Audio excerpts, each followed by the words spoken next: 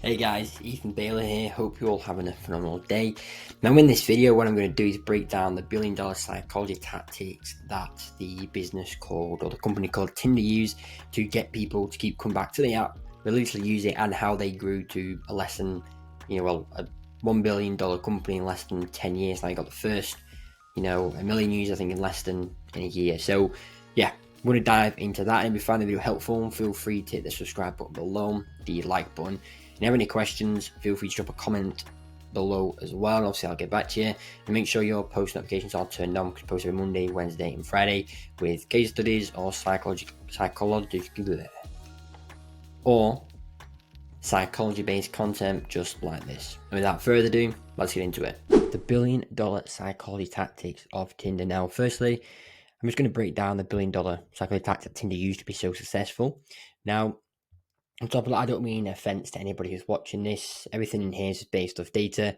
So if you want to check out any of this yourselves, go online and Google or Microsoft Edge, whatever, the statistics, and it'll show you. So straight to the point. So about Tinder. So Tinder's obviously a dating app that was launched on the 12th of September 2012. It took 10 years to make its first billion, which is very, very quick for an app. And it made 1.79 billion last year. I believe it reached its first million members in under a year or something like that. So that's just a very, very brief overview of the app. It's a very, very Gen Z dating app. Most people between the ages who were born like the 2000s to onwards would use this product, use this app. Now, the question which I couldn't stop thinking about when looking at case studies and studies from this app is, why do men on average pay £25 per month to use a product or an app that has a less than 1% chance of solving their problems? And then to make this even more of a bigger question is, why do men do this as on an app where it is saturated with other men doing the same and where the outcome is the smaller sector of the market? Because what I'm trying to say is that on Tinder, I believe it's about a 75-25 split between men and women. So it's heavily, male dominated.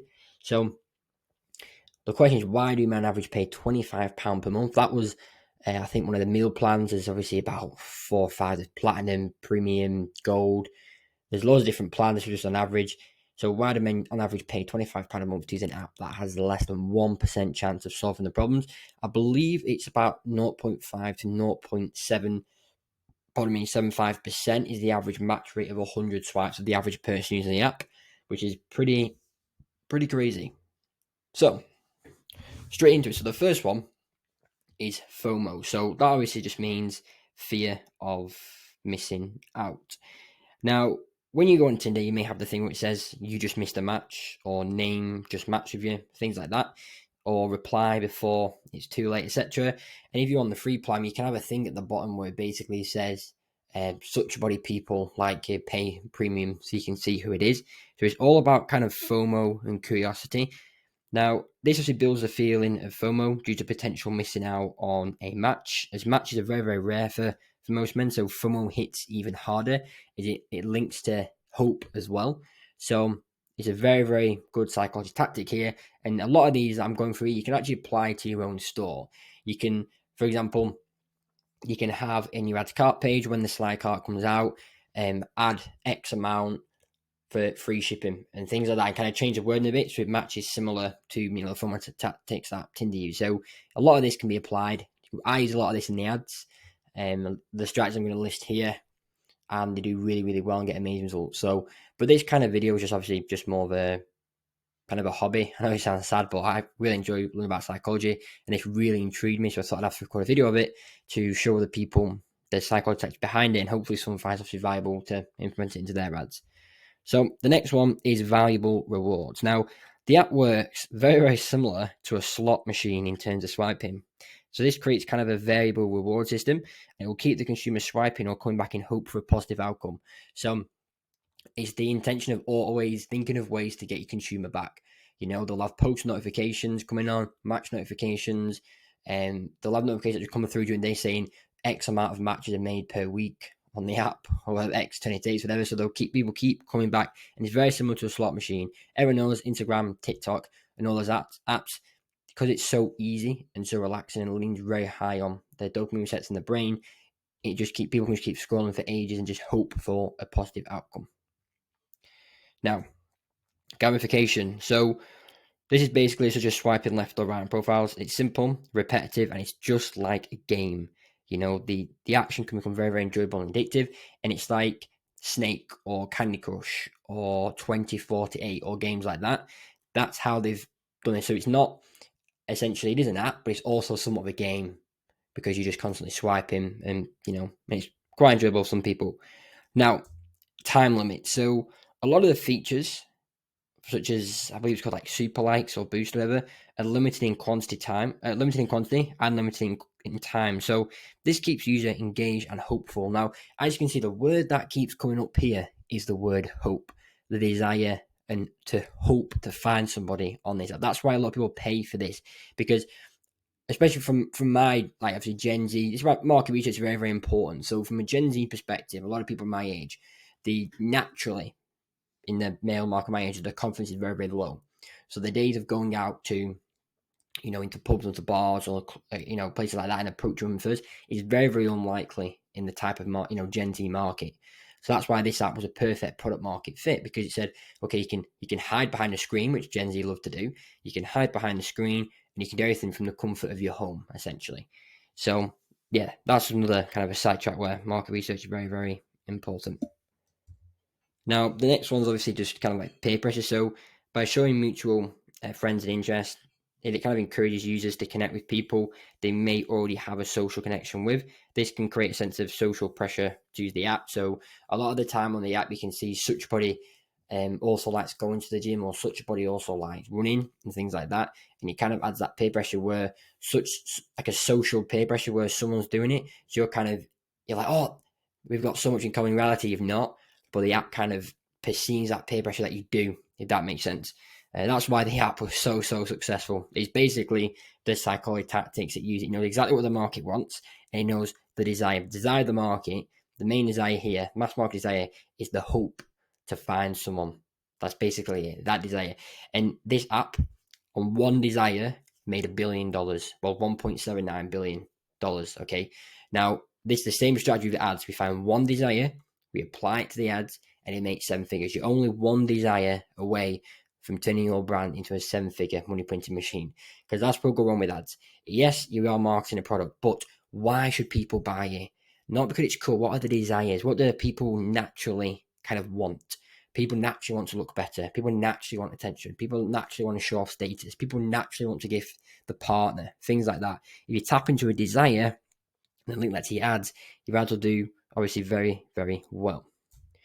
Now, the next one's continuous scrolling. This is very, very simple. So the infinite scroll feature on the app, just, on the app user face app interface, makes it easy for people just to keep swiping endlessly, providing a continuous stream of profiles to evaluate, which basically means that people can just keep scrolling through the app. They don't need to think. It's very, very simple. And this can be linked very heavily to websites of e-commerce brands as well, because I think today, actually, October the 2nd, the day this video is being recorded, I believe that Shopify are bringing out, they are bringing out a one-page kind of reduced checkout feature.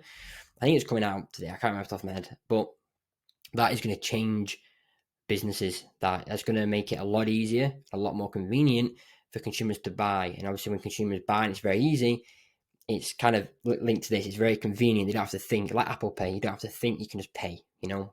It's that simple.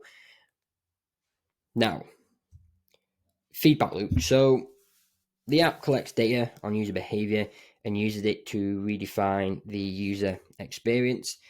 Now, by providing this feedback and recommendations, users feel that the app understands and caters to their preferences, whereas in reality, it doesn't, because if your profile isn't getting shown up a lot and it isn't getting all the matches, then the app won't show your profiles often. But the psychology phenomenon of, that's my type, they also into this. It's like you think the app is providing people and personalizing to you, whereas in a way they are, but it's not in a way that'll favor you and get you, more matches, essentially. Now, instant gratification, the biggest problem with the Gen Z generation. So the app provides quick and very easy access to potential matches and conversations. The immediacy of the matches and messages can lead to instant gratification, which can be addictive for some users. And they've always got that little red circle on the app with a 1 or a 2 or a 3 in it, which is just kind of like, boom, go on it.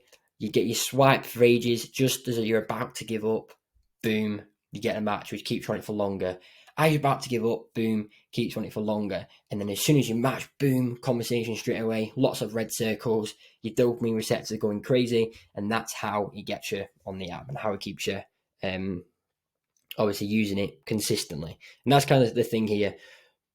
It's people say markets are saturated. For example, oh, I own a skincare brand, I'm going to start a business, I can't get any sales because the market is saturated. Yes, the market's saturated, but Tinder, the app Tinder managed to generate $1.7 billion and get $1.79 billion and get people to buy it and use a monthly subscription of £25, even though the people using it knew the match rate was very low and they're very likely to get a match on it, but they still paid.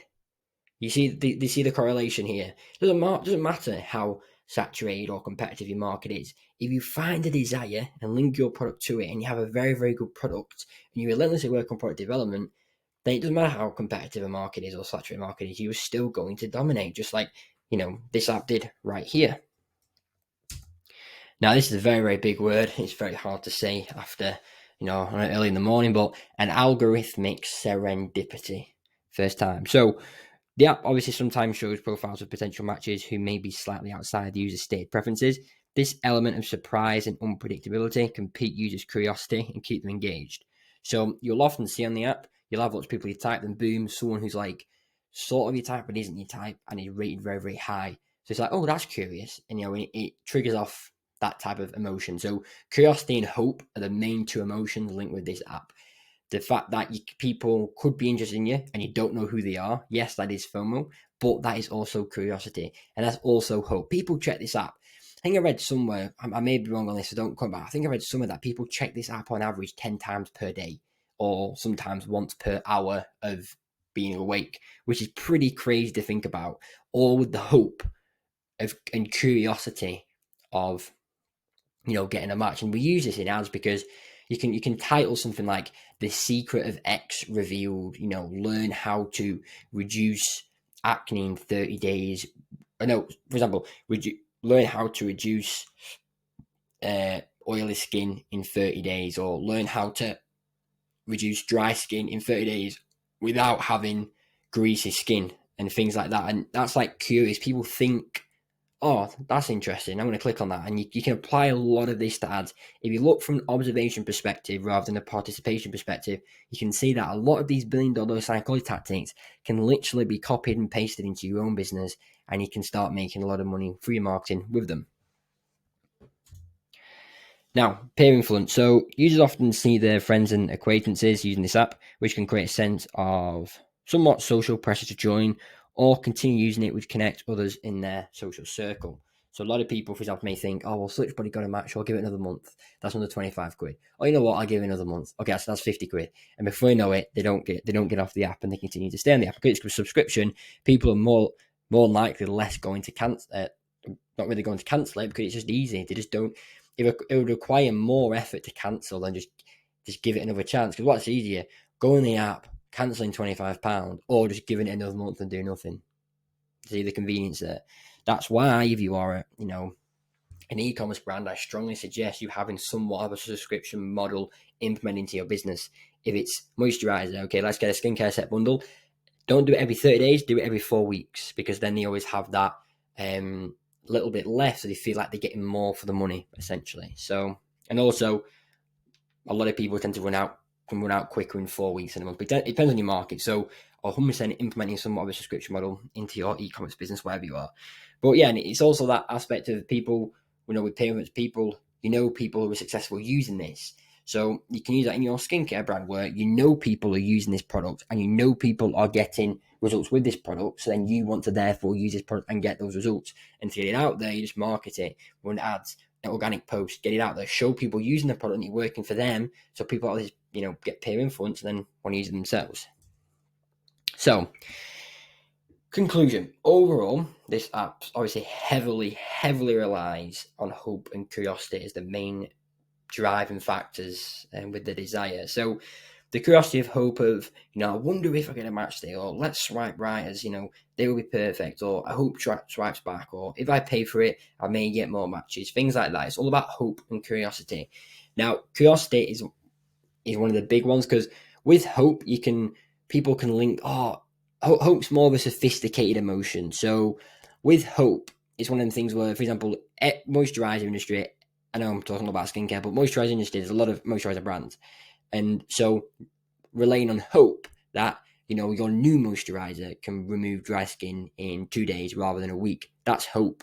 Whereas if you're, for example, in a printing company, there's not really much of hope there because, well, it's outdated, but it's not really saturated right now because it's not the best business model to go after.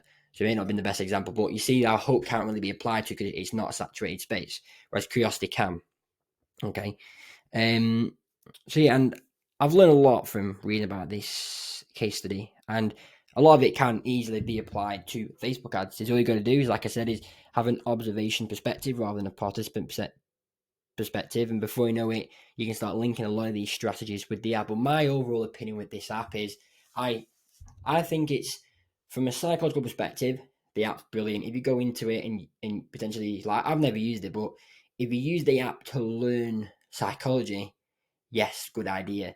If you're using it for swipes in hope of getting a match of some sort, in my opinion, from, my friends use it and I've listened to their stories and I've done a lot of research on it, it's very unlikely you're going to get a match. I believe somewhere it's not. I think it's a lot less than 1%. And it's only 1% of getting the match. The chance of the reply is even less. That could half again. And before you know it, you've got a 0.005% chance of getting anywhere. And a lot of case studies out there if you want to check them out. But in my opinion, this is a phenomenal app in terms of psychology. If you really love psychology and understand how the brain works and consumer psychology, neurologic triggers, then this is the app to study. So guys, they are all the billion-dollar psychology tactics that can be used to get people to keep coming back to the app and using it religiously and pay subscriptions, premium plans, etc.